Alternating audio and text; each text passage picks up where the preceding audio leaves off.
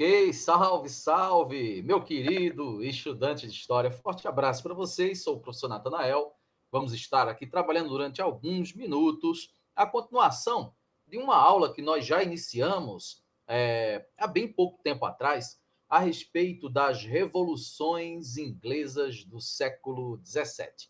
Um tema muito importante, exatamente porque lançou as bases sem as quais a Revolução Industrial que ocorreu no século XVIII não teria sido possível, pelo menos não naquelas circunstâncias. As revoluções inglesas do século XVII foram essenciais. De modo que nós já começamos, repito, o trabalho com esse tema na aula 1 e agora nós vamos trabalhar a aula número 2. Fica comigo, vem comigo, preste atenção, porque ao término dessa explicação, caso haja tempo, nós vamos trabalhar algumas questões que eu selecionei de exames variados pelo Brasil, de vários vestibulares, várias bancas. Eu trouxe aí umas 6 ou 7 questões para a gente debater, caso haja tempo.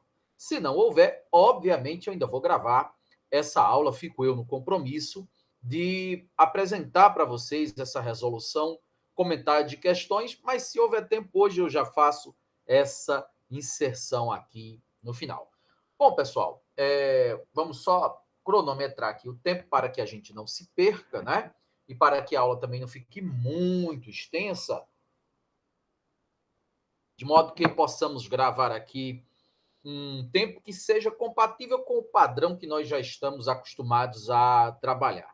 Eu vou agora compartilhar a tela, dividir com vocês o slide que eu preparei, e a partir desse slide nós fazemos exatamente o norteamento, né, da nossa fala, da nossa explicação. Havendo desejo por parte de vocês, eu posso muito bem colocar no grupo de WhatsApp esse slide à disposição, repito, caso seja do interesse de vocês. É só me pedir. Bom, pessoal, creio que vocês já estão aí visualizando o slide que se encontra na nossa tela. E onde nós paramos na aula passada? Nós paramos, aqui deu aquela travadinha básica, vamos ver, e solucionar. Infelizmente, deu aquela travada que de vez em quando acontece, mas agora sim, regularizando. Bom, como eu dizia agora há pouco, nós, na última aula, que tivemos a oportunidade de conversar sobre esse assunto, na aula 1, sobre as revoluções inglesas do século XVII, nós conversamos sobre o conceito, o impacto, as consequências, o início do absolutismo lá na Inglaterra e todas as circunstâncias que deram vazão ao surgimento dessas revoluções. E é no plural mesmo, revoluções, porque não foi só uma. Nós temos a chamada Revolução Puritana, que ocorre aí a partir de 1642, como está nomenclaturado, rotulado aqui, e conceituado nessa página, nessa lâmina que você está visualizando, até 1648. Em seguida, nós temos a chamada República de Cromwell, não é? Ou também conhecida como República Puritana, e em seguida nós temos a Revolução Gloriosa de 1689. Por ser um conjunto de elementos que a gente pode chamar de revolução, não foi só um caso específico, nós chamamos de revoluções no plural, né, inglesas. Bom, sabemos que tudo começou com uma guerra civil, uma guerra de um povo contra ele mesmo, ingleses contra ingleses, o exército dos cavaleiros versus o exército dos cabeças redondas, tá? Que eram assim chamados, e eu explicava isso na aula passada, exatamente por não usarem as perucas típicas da nobreza, típicas da alta burguesia, usavam um corte de cabelo mais curtinho, né, mais arredondado, por isso eram chamados e apelidados com esse nome até engraçado, né, Exército dos Cabeças Redondas. Os cavaleiros eram a parte do exército que ficou leal ao rei, ao absolutismo. Tá aqui, ó, eu coloquei os católicos, também os anglicanos, o rei era o Carlos I, né? E os cabeças redondas eram chamados protestantes, os presbiterianos, os puritanos que eram assim chamados que se achavam mais puros, eram calvinistas, na verdade, mas se achavam mais puros, mais certos, mais santos do que os outros, a burguesia, e sob a liderança do Cromwell, do Oliver Cromwell. Aliás, tem um filme interessante no YouTube, pelo menos tinha, estava disponível no YouTube até um dia desse, chamado Morte ao Rei.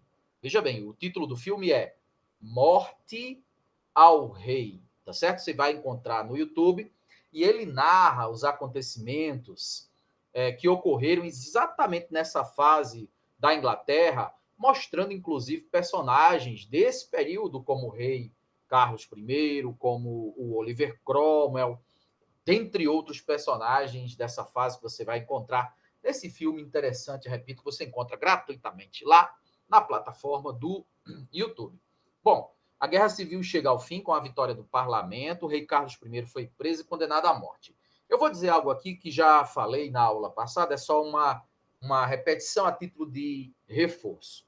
Foi a primeira vez que um povo, os súditos, matam o seu próprio rei em nome de um projeto político, que era basicamente o fim do absolutismo. Não vai acontecer agora, nesse exato momento, mas virá nas décadas subsequentes.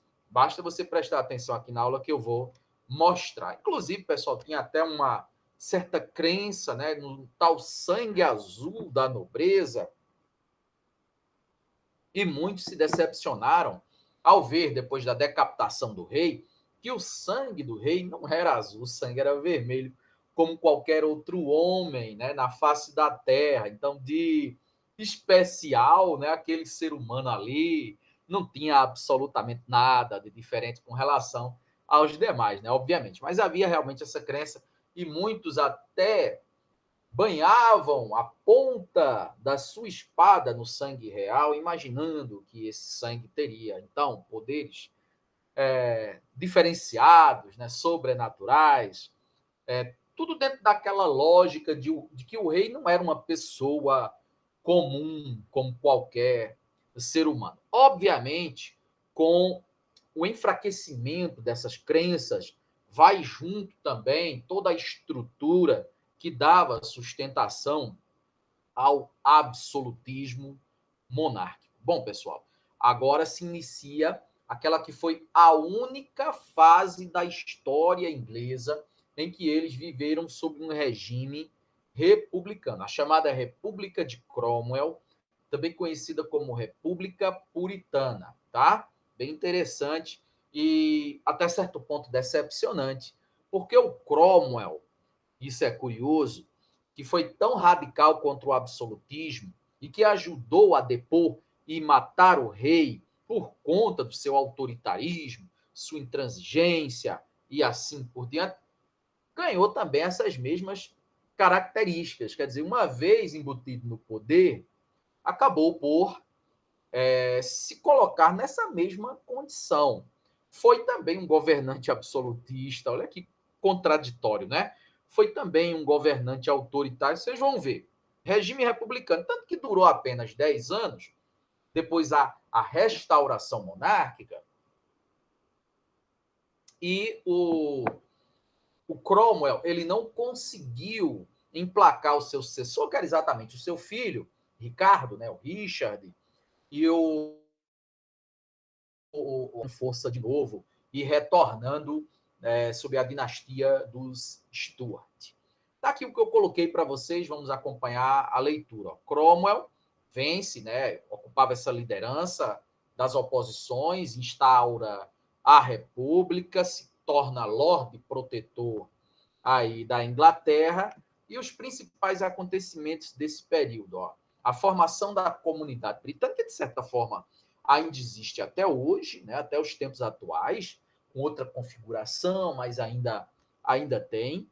E temos também os famosos atos de navegação de 1651. Por que famosos? Porque eles foram realmente impactantes, devido ao seguinte aspecto. A partir de então, a Inglaterra ela só poderia... A Inglaterra estava vindo em massa para o Novo Mundo, para a América. Vocês sabem que a Inglaterra vai ocupar ali não apenas a América do Norte, mas vai vir com força para a América Central e até para a América do Sul também. Mas essa lei do Cromwell, datada de 1651, chamados Atos de Navegação, determinava que todos os produtos que tinham como destino a Inglaterra só poderiam ser transportados em navios ingleses, única e exclusivamente.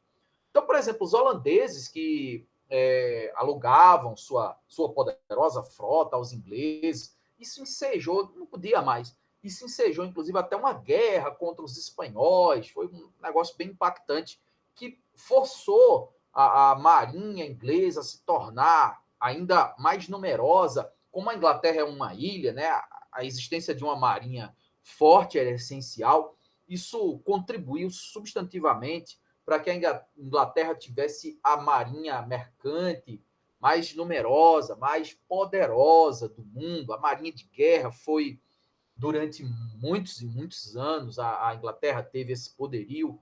Até basicamente a Primeira Guerra Mundial, a Inglaterra ainda detinha esse status. E tudo tem o seu berço, né, digamos assim, uma espécie de origem, os atos de navegação do Cromwell de 1651, ok? Por último, aqui colocamos a guerra contra a Holanda, que, aliás, os ingleses ganharam. Bom, pessoal, olha só. Vamos passar isso aqui que eu já mostrei e vamos ver aqui outros elementos que eu trouxe para vocês.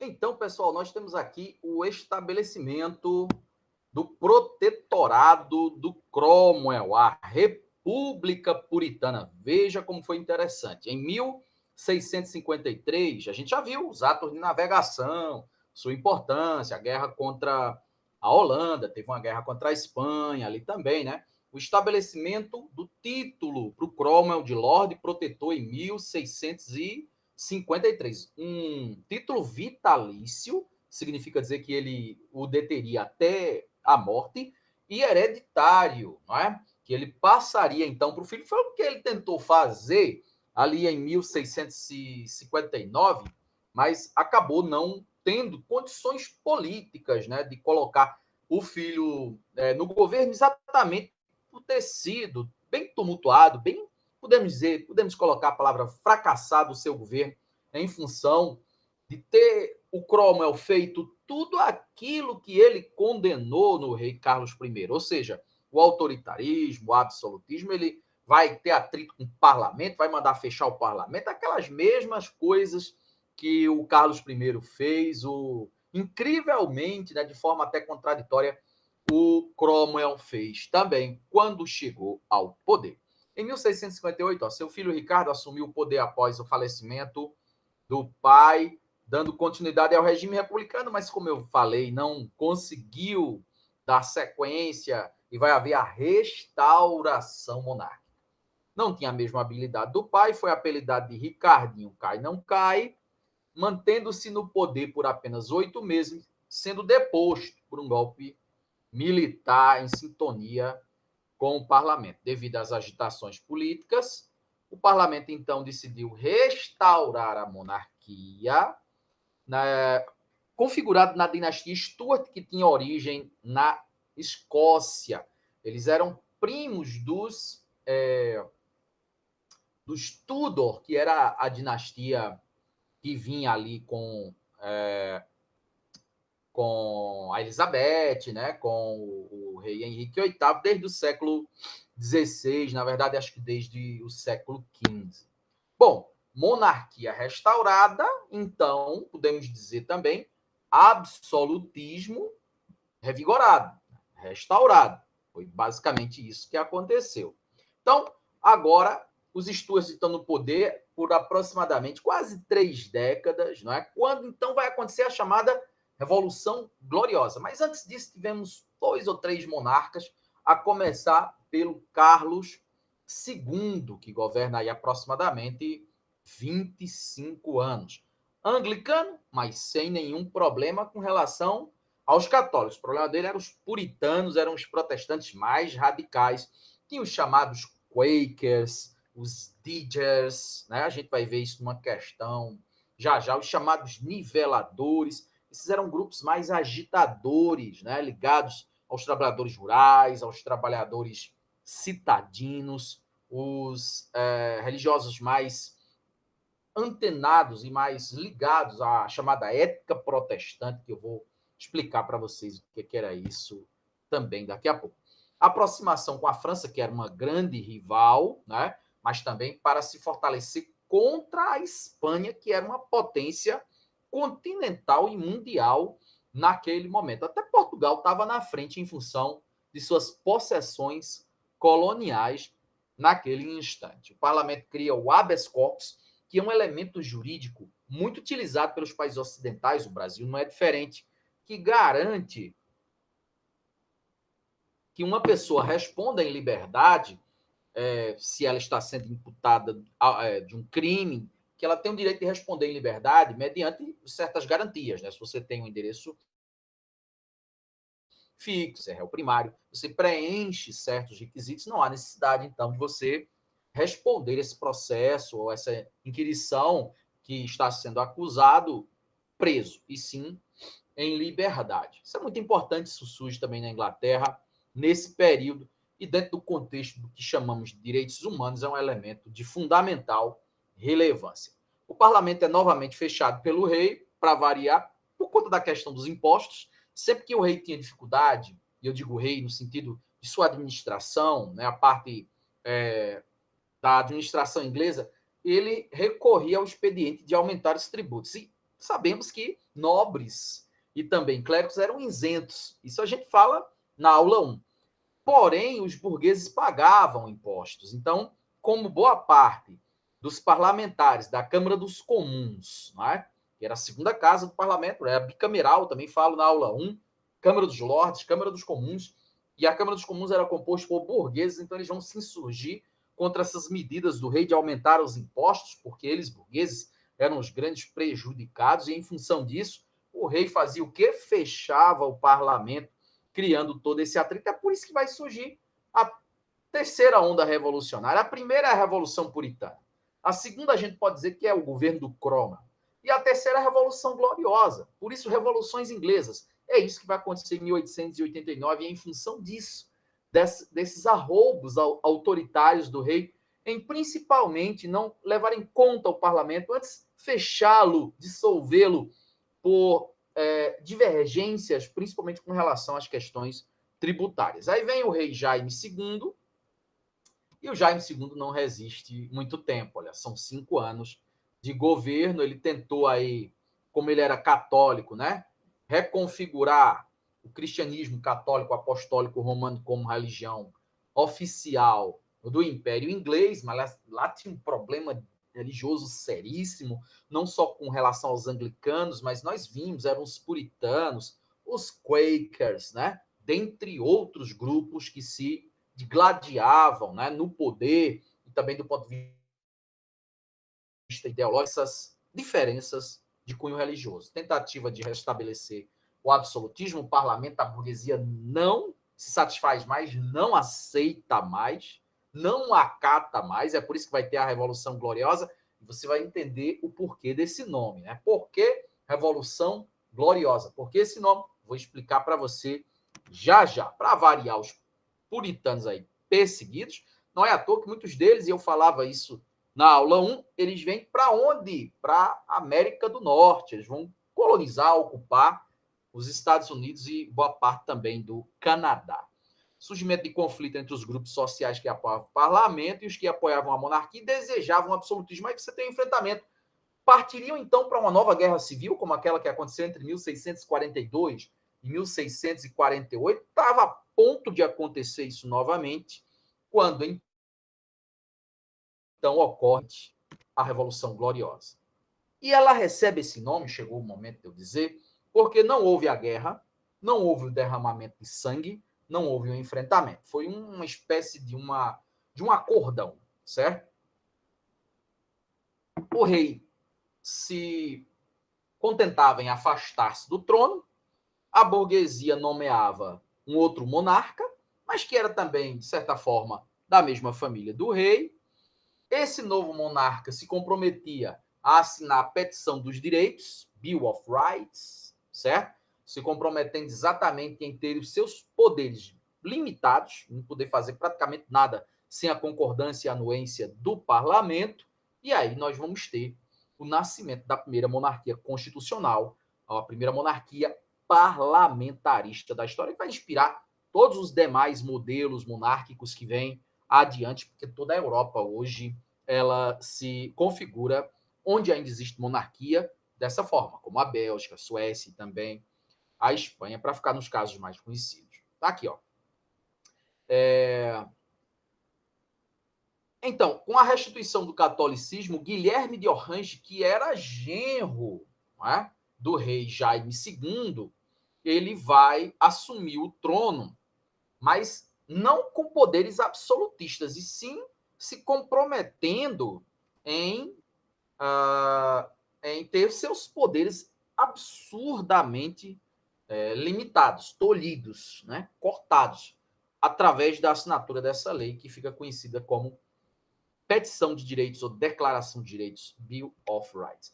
Na verdade, pessoal, isso já estava presente desde o século XIII, uma Carta Magna, uma Constituição inglesa, eu acho que eu falo isso na aula 1, lá atrás do século XIII, mas ninguém cumpria, né? Rei nenhum obedecia. Agora o parlamento bateu o pé, porque senão teria uma outra guerra civil aos moldes do que tinha acontecido na década de 40 daquele século XVII.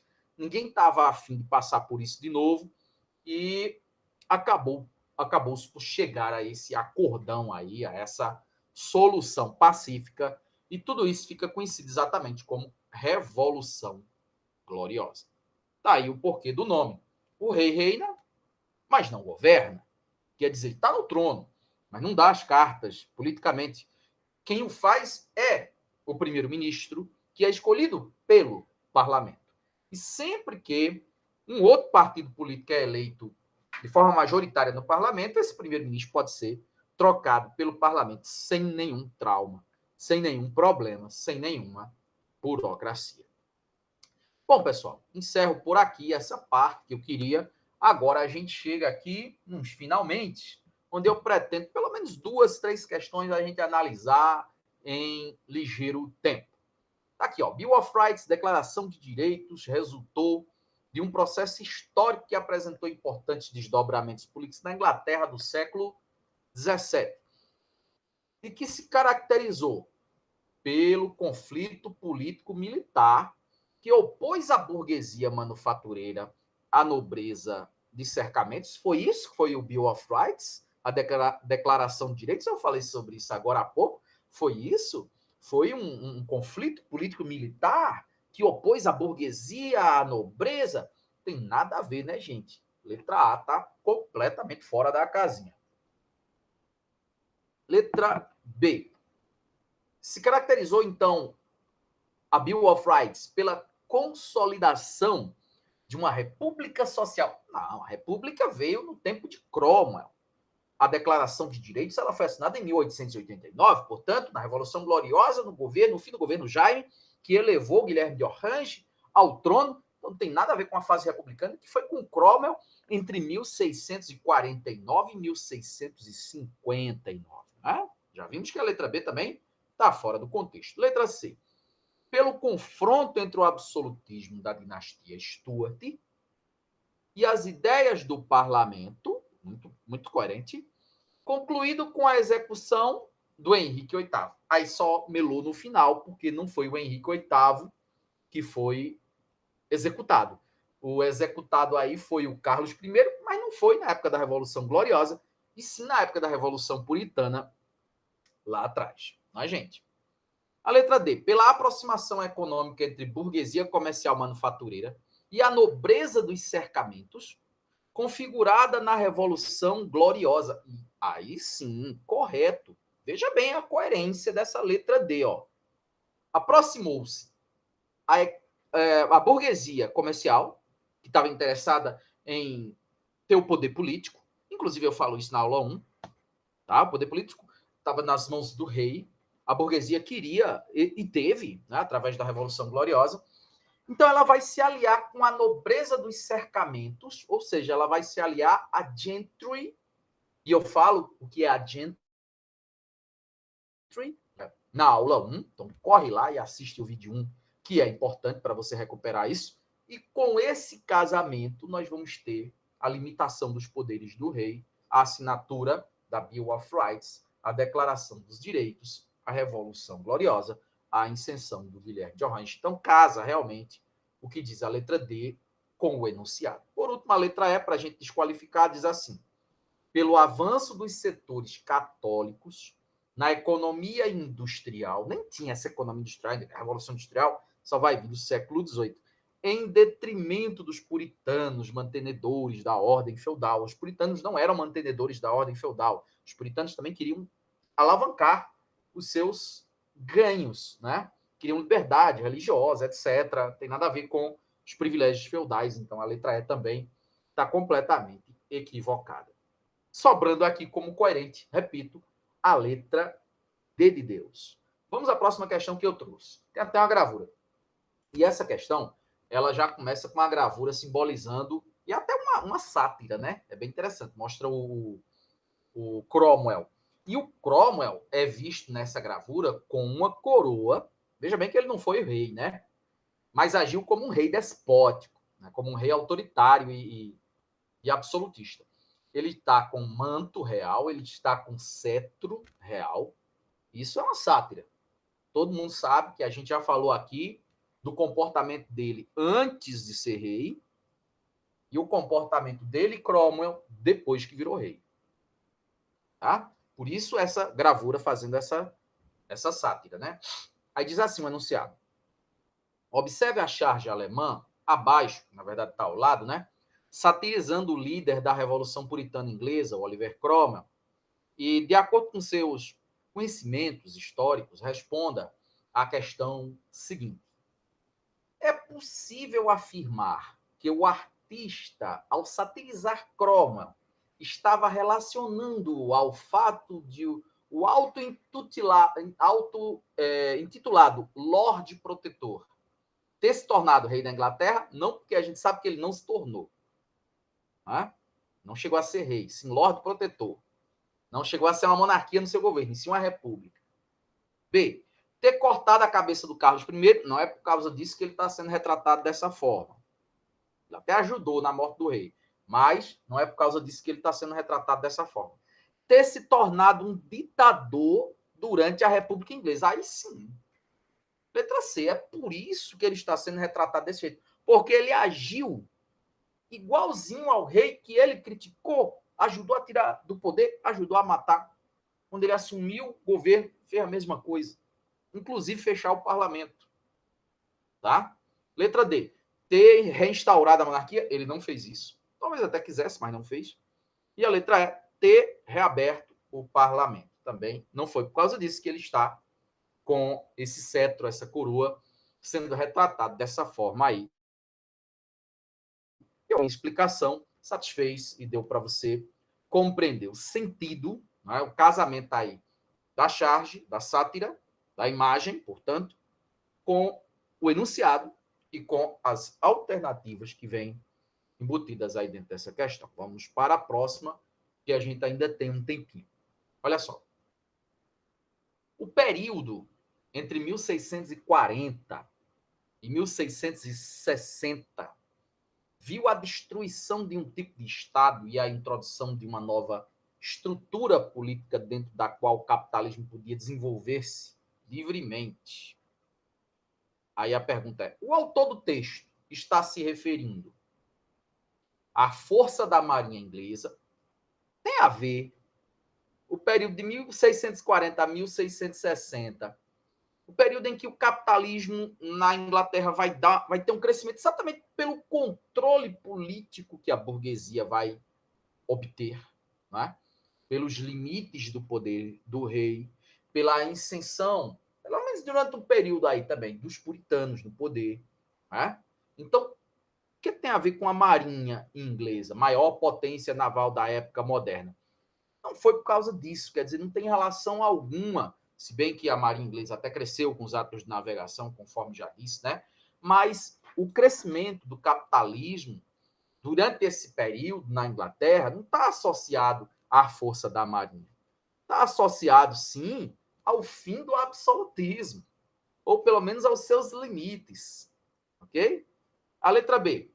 Ao controle pela coroa inglesa de extensões de áreas coloniais, não é por causa disso. Ao fim da monarquia, veja como é uma questão coerente nessa letra C. Ao fim da monarquia absolutista, com a crescente supremacia política do parlamento. É isso que vai proporcionar o crescimento do capitalismo no período supracitado, aí no enunciado entre 1640 e 1660. Depois tem as disputas entre, aliás, letra D, ao desenvolvimento da indústria têxtil, isso só se dá no século XVIII. Letra E, as disputas entre burguesia comercial e agrária que caracterizavam esse período. Não foi por causa disso que nessa fase houve um grande crescimento do capitalismo na Inglaterra, e sim, repito, pelos limites ao poder absolutista do rei, a crescente ascensão do puritanismo, da burguesia e do parlamento. E a única letra que traz algo parecido com isso é exatamente a letra C. Ok? Acho que dá tempo mais uma para a gente fechar e passar a régua. Diz assim: na opinião de Alexandre de Levry, a monarquia inglesa apresentava uma característica que a diferenciava das demais monarquias europeias. Essa questão é muito fácil. Nas outras monarquias da Europa, procura-se ganhar a benevolência do rei. Na Inglaterra, o rei procura ganhar a benevolência da Câmara dos Comuns. Esta afirmativa é o resultado. Por que aqui no restante da Europa, vamos colocar aqui os exemplos de Inglaterra, aliás, desculpe, Espanha, França, Portugal, por que no restante da Europa, nos países agora citados, buscava-se ganhar a benevolência, a complacência do rei? E na Inglaterra era o rei quem buscava adquirir a complacência do parlamento, a anuência, a concordância, a simpatia do parlamento. Por conta da Revolução Gloriosa, por conta do que aconteceu na Inglaterra, as revoluções inglesas, a Revolução Puritana, né? E tudo o que ocorreu no século XVII a partir da década de 40, que foi o que a gente estudou hoje. Sabendo disso, a gente já descarta a letra A, porque a letra A fala assim: da grande afinidade e respeito mútuo entre o rei e o parlamento, desde o século XII. Não havia essa afinidade, havia conflito. A gente viu que havia era guerra, era o contrário. Letra B. De um processo político que marcou o século XVII, especialmente em decorrência da Revolução Gloriosa. Opa! É essa que a gente quer. Condiz com o que explicamos, condiz com o que vimos agora há pouco na nossa aula. Letra C. Vamos desqualificar as outras alternativas. Do processo de desgaste do poder real, que chegou a ser abolido na Inglaterra após a morte da Rainha Vitória. Não, depois da morte da Rainha Vitória não houve abolição alguma do poder real. Isso não existiu, isso não aconteceu. Letra D. Aconteceu o poder real sendo extinto depois da morte do Carlos I, né? Com a Revolução Puritana, se bem que voltou depois com Stuart. Letra D. De uma prática política que diretamente ou diferentemente do restante da Europa não incluía em nenhum momento a adoção do absolutismo. Só tinha absolutismo, né, gente? Infelizmente. E a letra E, da decisão popular ratificada pela Carta Magna de não conceder ao rei poder algum além da simbólica chefia de Estado. Não tem absolutamente nada a ver, porque isso nem foi colocado em prática, já estava na lei desde o século XIII, mas nem foi levado em conta somente com a Revolução Gloriosa, com o Guilherme de Orange, com o afastamento do Jaime II, conforme vimos hoje, é que isso será implementado. Portanto, letra B, a mais condizente. Eu vou encerrar por aqui o nosso bate-papo de hoje. Muito legal, muito esclarecedor na minha forma de entender. Valeu bastante a pena. Eu espero que você, daí, né, desse lado aí, tenha também se ligado, prestado, entendido, assimilado, que é o mais importante. E em breve a gente volta com outros temas, outras explicações. outros assuntos para o debate. Valeu, pessoal. Tchau. Até a próxima. Valeu. Tamo junto.